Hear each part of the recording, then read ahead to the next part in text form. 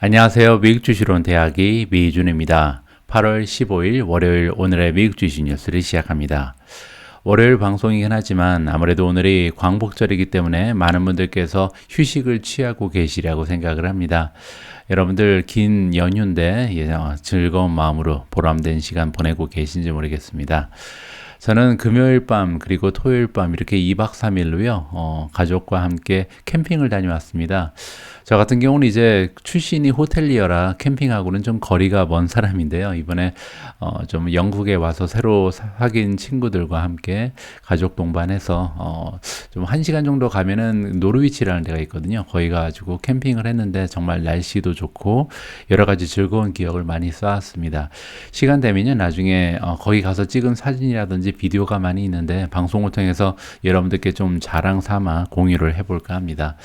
그래서 제가 지금 몰골이 말이 아닙니다. 2박 3일 캠핑을 하다 왔기 때문에 정말 거지꼴이 됐는데요. 카메라 앞에 서기는 조금 민망하고 그래서 오늘은 목소리만 가지고 방송을 보내드리도록 하겠습니다. 자, 8월 15일 광복절을 맞이해서 보내드리는 오늘의 미국 주식 뉴스 바로 시작합니다. 안녕하세요. 미국 주식론 대학의 미준입니다. 삼성생명, 삼성화재, 삼성카드, 삼성증권이 모두 만나 함께 만든 어플 모니모를 들어보셨나요?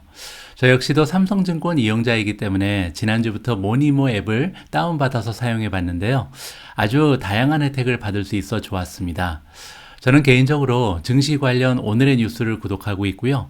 여기저기 흩어져 있는 자산을 통합적으로 관리해주는 툴도 마련되어 있습니다. 8월 31일까지 미션을 수행해 주시는 모든 분들께는요 5,000원 상당의 신세계 상품권을 발송해 드리고 있다고 합니다. 참여 방법은 아주 간단합니다. 통합 어플을 다운받으시고요. 무료 가입만 해주시면 이벤트가 끝나는 9월 초 모든 분들께 발송해 드리고 있습니다. 그런데 여기서 하나, 신세계 상품권 5,000원은요 반드시 설명글과 상단 고정 댓글에 함께 공유해 놓은 링크를 통해서 가입해 주셔야만 받아보실 수가 있습니다. 별도로 모니버 앱에 접속하시면 미존 구독자 혜택을 받아보실 수 없으니까요. 꼭 하단의 설명글, 상단 고정 댓글에 함께 게시해 둔 링크를 참고해 주시기 바랍니다. 두 번째 혜택은 바로 현금화할 수 있는 럭키 젤리를 최소 1,000원에서 최대 30만원까지 미션만 수행하시면 지급받을 수 있는 건데요. 미션은 참 간단합니다. 기본적으로 출석 체크를 하는 것부터 목표한 걸음수를 채우면 지급해주는 걷기 미션, 기상 챌린지와 같이 미션을 하나씩 해나가면 건강까지 챙길 수 있는 재미있는 미션들이 많이 준비되어 있습니다. 미션을 찾는 방법도 굉장히 간단한데요. 여기 이렇게 모니모 어플에 접속하셔서 화면처럼 혜택 탭을 눌러주시고 이벤트를 눌러주시면 최상단에 최대 30만원 럭키젤리 이벤트가 있습니다. 지금 바로 미션을 수행하셔서 럭키젤리를 받아보시면 최대 30만원까지 현금으로 바로 지급이 된다고 하니까요. 미준 구독자 여러분들 적극 참여하셔서 좋은 혜택을 많이 받아보시면 좋겠습니다. 자, 오늘 방송은요 아무래도 한국에 계신 분들은 광복절 연휴를 보내고 계시기 때문에 간단하게 여러분들께서 꼭 알고 계셨으면 하는 뉴스 중심으로 짧게 진행을 해볼까 합니다. 자, 일단 금요일날 미국 증시의 마감 시황부터 설명을 드리면요 S&P 500이 플러스 1.3% 굉장히 좋은 추세를 보여줬고요. 다우존스도 1.27% 올라갔습니다. 나스닥이 가장 좋았는데요 2.09% 급등을 했습니다. 자, 그리고 러셀 2000 중소형 주도 2.09%로 굉장히 좀 긍정적인 추세가 하루 종일 보여줬던 기분 좋은 금요일 하루였습니다. 자, 그러면 개별 종목 4차 산업혁명을 이끌고 있는 성장 주식들의 모습을 좀 살펴보면요. 자, 지난주 금요일에 가장 좋은 주가의 흐름을 보여준 종목은 인바이테입니다. 자, 인비테라는 종목은요 지금 최근 며칠 동안 정말 최고의 변동성을 자랑하고 있습니다. 하루 만에 주가가 280% 올라가질 않나, 그 다음 날에는 또 40-50% 정도 급락을 했잖아요. 그리고 나서 다시 20% 가까이 급등을 보여줬습니다. 뭐 공매도 하는 사람들 그리고 이제 일반 투자자들 사이에서 트레이더들 사이에서 거의 전쟁 수준으로 변동성을 가지고 오르락내리락 하는 추세를 보여주고 있고요. 그 뒤를 이어서 펠로톤도 13.6% 올라갔고요. 차지포인트 13.06%, 퍼시픽 바이오 10.7% 올랐습니다. 업스타트 9.62%, 유니티 소프트웨어가 7.78%, 코인베이스 7.73, 온세미컨덕터 역시 7.23% 올라갔고요. 그 외에도 6%, 5%, 4% 정도 올라간 성장 주식들은 굉장히 많이 보입니다. 자, 그리고 메가테크 기업들의 성적표도 보시면요. 지난주 금요일 가장 좋은 주가의 흐름을 보여준 메가테크 기업은 테슬라입니다. 주가가 4.68%나 올라갔고요. 엔비디아도 4.27% 급등했습니다. 자, 넷플릭스가 2.72, 구글이 2.36, 애플 2.714%, 그 외에 아마존은 2.07, 마이크로소프트 1.7, 메타 플랫폼즈도 1.7% 올라가면서 전반적으로 모든 테크 주식들이 긍정적인 흐름을 보여준 하루였습니다. 자, 오늘 첫 번째로 전해드릴 소식은요. 지난주 금요일 방송으로 제가 인플레이션 감축 법안에 대한 컨텐츠를 공유드린 바가 있는데요. 바로 업데이트 소식이 들려왔습니다. 자, 이번 기사를 보시면요. 하우스라는 말이 등장을 하는데 미국에는 이제 상원 그리고 하원이 있잖아요. 국회. 근데 또 하우스는 하원을 얘기합니다.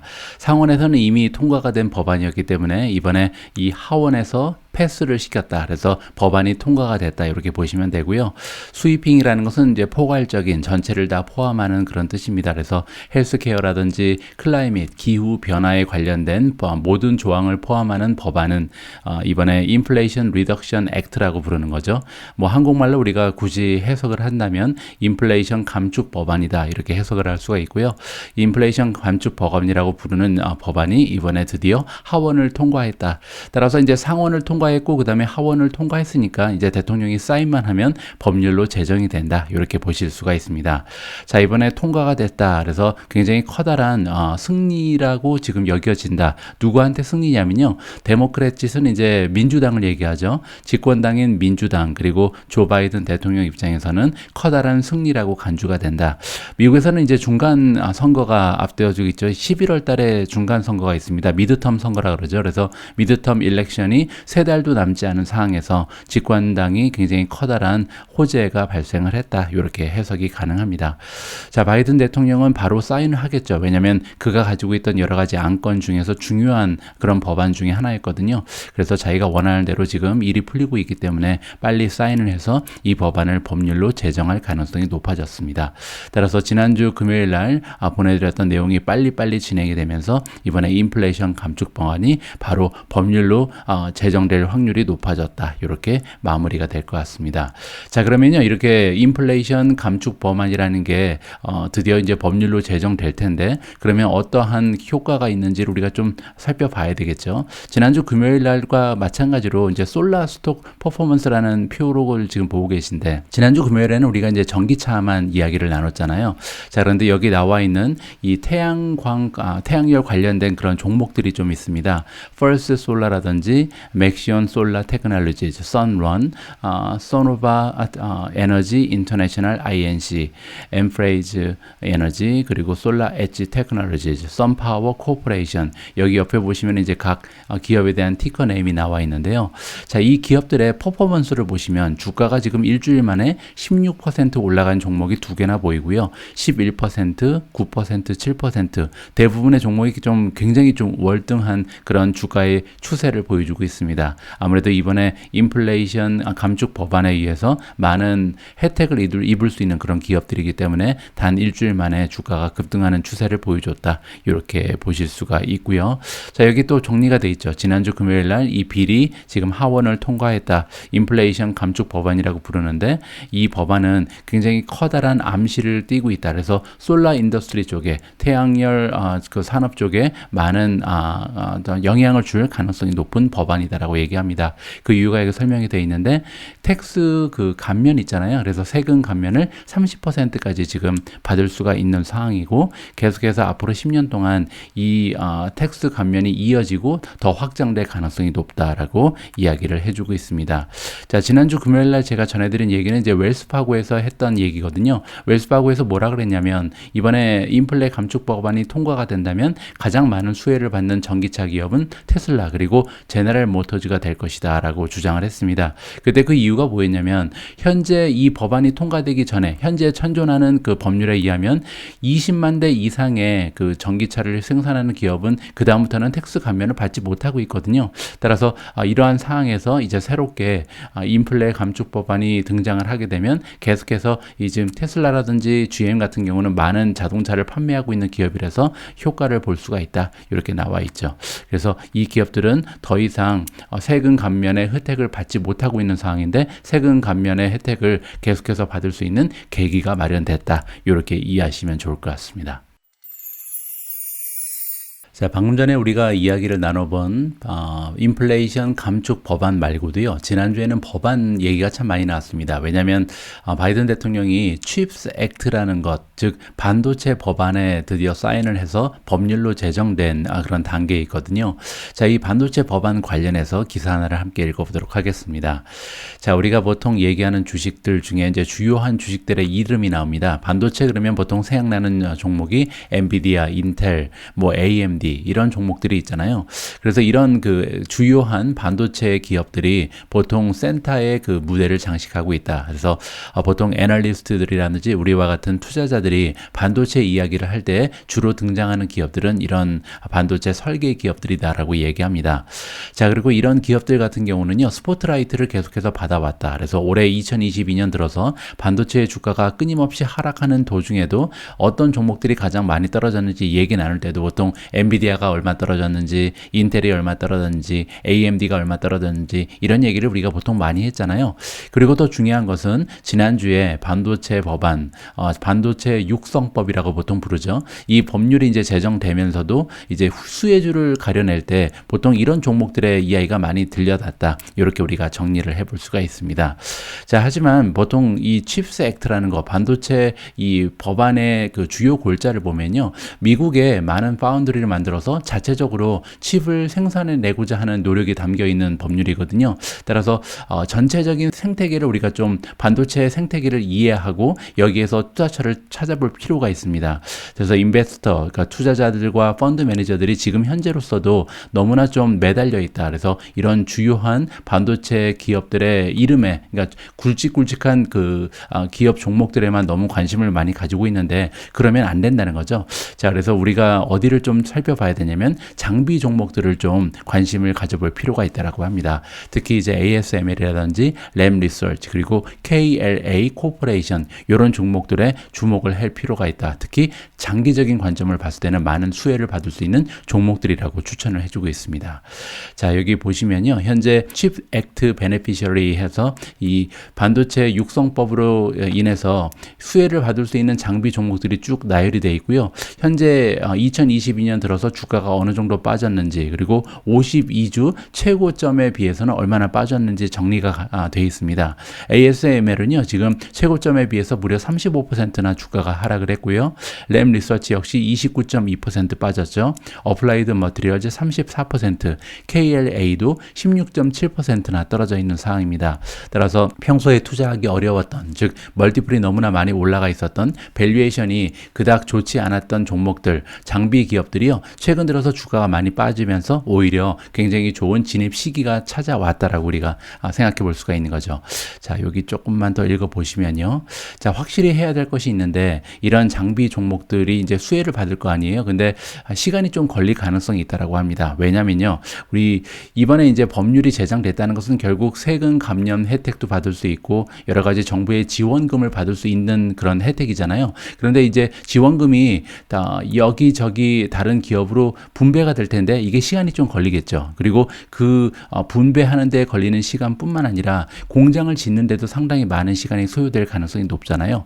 거기에 또 하나 우리가 고려해야 될 점이 뭐냐면 리드 타임이라고 얘기합니다. 리드 타임은 뭐냐면 장비를 이제 주문을 하고 그 주문한 장비가 생산되는데 걸리는 시간이 있잖아요. 그게 무려 15개월에서 18개월 정도가 소모가 된다고 합니다. 따라서 반도체 지원 법안이 지금 통과가 되고 법률로 지정이 됐다고 해서 바로바로 효과가 나타나기는 어렵다는 거죠. 하지만 장기적인 관점을 가지고 있는 장기 투자자 입장에서는 머지않아 이 법률의 효과가 조금씩 보이기 시작할 것이다. 특히 장비 기업 기업 입장에서는 당장은 이제 장비가 더 많이 팔리진 않겠죠. 하지만 다가오는 2년, 3년, 5년 후를 본다면 이번 법률 제정으로 인해서 조금씩 더 생산량과 판매량이 늘어날 가능성이 높다. 그런 면에서 지금이 좋은 추가 좀 매수 시점이다.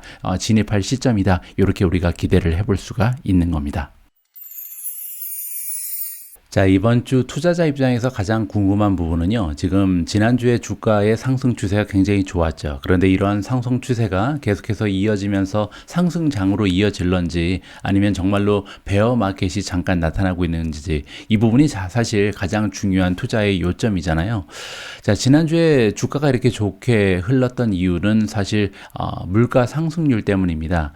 CPI 그리고 이제 PPI 결과가 발표가 됐는데 마켓의 예상치보다 훨씬 더 낮은 수치가 발표가 됐죠. 그래서 이제는 정말 인플레이션이 잡히나 보다. 인플레이션이 정말 꼭지를 찍고 이제 내려가기 시작하는구나 라는 기대감이 굉장히 커졌습니다. 자, 그런데 다시 한번 말씀드리지만 인플레이션이 이렇게 떨어질 수 있었던 이유는 사실 휘발유 가격이 많이 떨어졌기 때문이거든요. 자, 이번 기사는 골드만삭스의 의견인데요. 골드만삭스가 뭐라고 얘기하고 있냐면 인조이 4달러 그러니까 지금 가솔린 가격이 4달러 정도 머무르고 있는데 지금 인조이 할 수 있을 때 이 낮은 가격, 사실 낮은 가격은 아니지만 한 달 전, 두 달 전에 비해서는 굉장히 낮은 가격이잖아요. 자, 4달러일 때 인조이 해라, 즐겨라. 왜냐하면 5달러까지 다시 올라갈 거다라고 지금 이야기를 하고 있습니다. 자, 구체적인 얘기를 한번 들어보시죠. 자, 평균적으로 미국의 가솔린 가격, 가솔린은 이제 휘발유를 얘기합니다. 휘발유의 가격이요, 지금 보통 4달러 이하로 떨어진 상황이다라고 얘기합니다. 골드만삭스가 보기에는요, 이 가격이 다시 올해 말 정도가 되면 5달러까지 치솟을 것이다라고 아주 좋지 않은 전망을 해주고 있는데요. 그 이유가 뭐냐면 브렌트 크루드는 이제 원유잖아요. 원유 가격이 130 배럴당 130까지 다시 치솟을기 때문에 어쩔 수 없이 휘발유 가격이 다시 올라갈 수밖에 없다라는 전망을 해주고 있습니다. 자, 그러면 골드만삭스는 어떠한 근거를 가지고 이 원유 가격이 계속 올라갈 거라고 얘기하는지 좀 그들의 논리를 살펴봐야 될 것 같습니다. 자, 골드만삭스가 보기로는 크루드유, 원유의 그 디맨드, 수요 부분이요, 계속해서 상승될 수밖에 없다. 결국 가격이라는 것은 수요와 공급의 법칙이잖아요. 그런데 일단 이 수요 쪽을 보면 계속해서 경기가 오픈하고 있죠. 그래서 아직까지 뭐 코로나 바이러스의 영향에서 자유롭지 못한 그런 나라들이 많이 있는데 하나둘씩 코로나를 점령하고 이제 드디어 일상적인 생활로 돌아오고 있는 나라가 많이 발생하고 있습니다. 따라서 경기가 오픈하고 있는 추세이기 때문에 글로벌 전체적으로 봤을 때는 계속해서 경기 재개가 되고 있다. 이런 추세가 확산되고 있다라고 우리가 정리할 수가 있잖아요. 그 얘기는 결국 이제 시즌도 여름이 끝나고 가을, 겨울로 접어들고 있는데 보다 많은 좀 원유의 그 수요가 발생할 수밖에 없다라고 정리해 줄 수가 있겠습니다. 그뿐만이 아니라요. 최근 들어서 파워 제너레이터, 발전소를 얘기하죠. 발전소라든지 아니면 산업업체에서 그들의 원료를 지금 원래는 천연가스를 많이 사용하던 기업이나 아니면 단체에서 이 천연가스의 가격이 너무나 많이 올라가서 오히려 휘발유로 바꾸는 추세가 발생하고 있다라고 합니다. 따라서 수요 쪽은 계속해서 올라갈 수밖에 없다라는 것이 그들의 첫 번째 논리인 것 같고요. 반면 공급 쪽을 보면 공급은 아직도 제한적이다라고 얘기하죠. 특히 어떤 면에서 그러냐면 인벤토리 버퍼가 아직도 없다. 버퍼라는 것은 우리가 보통 완충 역할을 하는 그런 걸 얘기하잖아요. 따라서 원유 같은 경우는 좀 쌓아놓고 있으면 재고가 많이 있어서 완충 역할을 할 수 있을 텐데 지금 같은 경우는 사실 재고가 많이 없다. 이렇게 이해할 수가 있는 겁니다. 자, 거기에다가 이제 가을, 겨울이 되면요. 이 정유 업체에서는 보통 일상적으로 하는 메인테넌스 시즌이라고 합니다. 이제 그들이 가지고 있는 장비 같은 것을 이제 좀 업그레이드하고 정비하고 이런 시즌이 이제 다가오고 있다는 거죠. 따라서 시즌도 좋지가 않죠. 그래서 정유 업체에서 많은 생산량을 보일 수 없는 그런 상황이기 때문에 공급은 앞으로도 계속 올라갈 가능성은 없고 수요만 올라가게 되면 결국 가격은 상승할 것이다. 자, 이런 식으로 브렌트유, 즉 원유의 가격이 올라가게 되면 결국 가솔린, 그 휘발유의 가격도 올라갈 수밖에 없는 상황이다라고 예측을 하는 것 같습니다. 자, 브렌트유는 지난주에 가격이 3.4% 지금 올라가는 추세를 보여줬고요. 현재 가격은 98.15 배럴당 가격입니다. 자, 그리고 미국 쪽만 또 따로 좀 벤치마크를 해보면 WTI 가격 가격이 지금 3.5% 올라가서 92.09달러에 머물러 있습니다. 따라서 두 개 모두 아직 이제 100달러 밑으로 떨어져 있는데 이 가격이 계속해서 상승하면서 올해 말이 되면 원유 가격이 올라가게 되고, 그리고 또 겨울 되면 아무래도 난방 문제 때문에 수요가 좀 급등할 가능성이 높잖아요. 그러면서 휘발유 가격이 많이 올라가게 된다. 이렇게 이해를 하시면 좋을 것 같습니다. 자, 어쨌든 인플레이션이 계속 잡히는 모습을 보여야 주식시장이 이러한 상승 추세를 이어나갈 수 있을 텐데, 앞으로 인플레이션의 모습을요, 우리 투자자 입장에서는 계속해서 모니터링할 필요가 있을 것 같습니다. 자, 오늘 마지막으로 준비한 기사는 구글에 관련된 소식입니다. 지난주 금요일부터 일요일까지 제가 여러 가지 기사를 좀 살펴봤는데요. 종목 관련해서는 그닥 좀 매력적인 뉴스가 보이지 않더라고요. 그래서 오늘 전해드릴 종목에 관련된 뉴스는 이것이 굉장히 유일했다. 이렇게 설명을 드립니다. 자, 구글 관련해서 굉장히 좀 호재 하나가 발생을 했습니다. 굉장히 좀 기대감이 커질 수 있는 그런 내용이고요. 자, 구글이 가지고 있는 대표적인 비즈니스 모델 유튜브에서 굉장히 좋은 소식 하나가 발표가 되는 것 같습니다. 자, 구체적인 내용을 한번 읽어보시죠. 자, 유튜브가 계획하고 있다. 그래서 플랫폼을 만들 계획을 가지고 있는데요. 이 플랫폼에서는 뭘 할 거냐면 판매를 할 것이다. 그래서 스트리밍 비디오 서비스를 판매를 할 예정이다라고 월스트리트저널에서 보고를 해줬습니다. 자, 이게 무슨 얘기인지 구체적으로 아래 내려가시면 좀 이해가 가능하실 텐데요. 자, 이 기업이 지금 부르는 새로운 비즈니스 모델은 채널 스토어다. 채널을 판매하는 가게다. 이렇게 이해가 가능하잖아요. 따라서 이제 유튜브에서 채널을 판매할 것이다. 이렇게 보시면 되는데, 채널을 판매한다는 얘기가 뭐냐면요. 우리가 보통 구독하는 여러 가지 채널이 있죠. 예를 들어서 넷플릭스라든지 HBO라든지 훌루라든지 뭐 이러한 그 스트리밍 서비스들이 있는데, 이런 스트리밍 서비스를 유튜브가 대행해서 판매해 준다. 구독 모델을 판매해 준다. 이렇게 보시면 될 것 같습니다. 자, 이게 어떤 얘기가 되냐면, 여러 가지 이제 디지털 라이벌 기업들이 있다. 그들 라이벌 기업들은 게이트 키퍼 역할을 한다. 게이트 키퍼는요, 출입구 역할을 한다는 겁니다. 그게 무슨 얘기냐면 스트리밍 서비스를 판매해주는 역할을 한다라고 이해할 수가 있는데, 뭐 대표적인 예가 아마존 채널 아니면 로쿠, 애플 TV 이런 것들이 있는데요. 예를 들어서 이제 로쿠를 우리가 예를 들어보면, 로쿠의 기기를 살게 되면 이제 하드웨어를 판매하잖아요. 로쿠가 한 3, 4만 원 정도 주면 로쿠 기계를 살 수가 있는데, 이거를 이제 연결을 하면 여러 가지 무료로 볼 수 있는 채널들이 등장을 하죠. 그리고 광고를 보면서 물론 봐야겠죠. 유튜브처럼 이런 유료 말고 무료 채널을 보다가 만약에 로쿠에 연결되어 있는 뭐 넷플릭스를 보고 싶다 그러면 넷플릭스를 로쿠를 통해서 가입을 할 수가 있습니다. 그런데 그런 식으로 유튜브도 이제 유튜브 그 시청을 하던 시청자를 다른 스트리밍 서비스로 좀 연결시켜주는 그런 역할을 하게 된다. 이렇게 이해하시면 되겠죠. 그래서 여러분들처럼 유튜브를 뭐 자주 보시는 분들께서 유튜브에 계속 방문하다 보면 유튜브에 연결되어 있는 스트리밍 서비스의 구독 모델로 가입할 가능성이 높아지게 되겠죠. 그러면 거기에서 일정 부분을 수수료로 받는 이러한 비즈니스 모델이라고 보시면 될 것 같습니다. 자, 유튜브는 현재 논의를 하고 있다. 그래서 어떤 부분이 중요하냐면 여기 나와 있는 것처럼 매출을 몇 대 몇으로 나눌 건지 여기에 대한 논의를 스트리밍 파트너들과 하고 있다. 뭐 여기 스트리밍 파트너로 써 있지만 아직 확정되지는 않았겠죠. 뭐 대표적으로 넷플릭스가 들어올 것은 확실하게 여겨지고요. 넷플릭스 외에도 디즈니 플러스라든지 이러한 그 채널들이 추가가 되겠죠. 그러면 이 유튜브를 보다가 우리가 이런 좀 유료 채널에 가입을 할 가능성이 높아지잖아요. 그러면 만약에 유료 회원이 등장을 하게 되면 여기서 나오는 매출은 뭐 유튜브가 뭐 2를 가져가고 나머지 8은 넷플릭스가 가져간다든지 이런 식으로 비즈니스 파트너십이 연결이 된다. 이렇게 이해하시면 될 것 같습니다.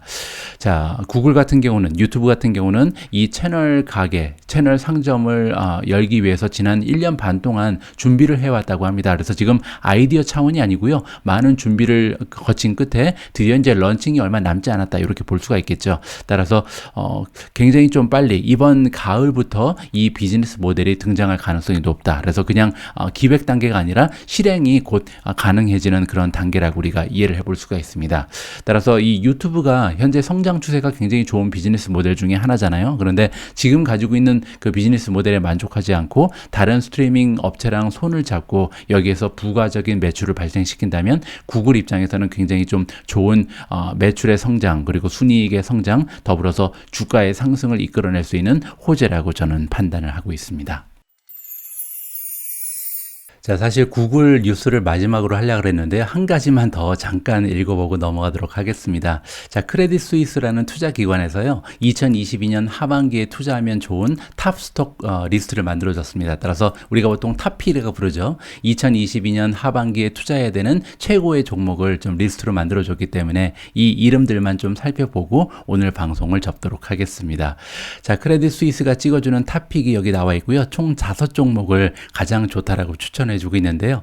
첫 번째 종목은 CMG, 치폴레고요. 치폴레 같은 경우는 지금 YTD로 1월 1일부터 지금까지 주가가 6.7% 떨어져 있는 상황이고요. 현재 크레딧 스위스의 목표 주가는 2,000달러입니다. 따라서 지금 현재 주가에서 2,000까지 올라간다면 20% 정도 상승 여지가 있다. 이렇게 보실 수가 있고요. 두 번째로 추천되고 있는 크레딧 스위스의 추천주는 비자 카드고요. 비자 같은 경우는 지금 현재 YTD로 2.6% 주가가 떨어져 있는 상황이고 목표 주가는 240, 지금 현재부터 13% 정도 상승 여지가 있습니다. 유나이티드 헬스는 6.1% 올라가 있는 상황이네요. 1월 1일부터. 그리고 목표 주가가 579이기 때문에 7% 정도 추가적인 상승을 도모할 수가 있다.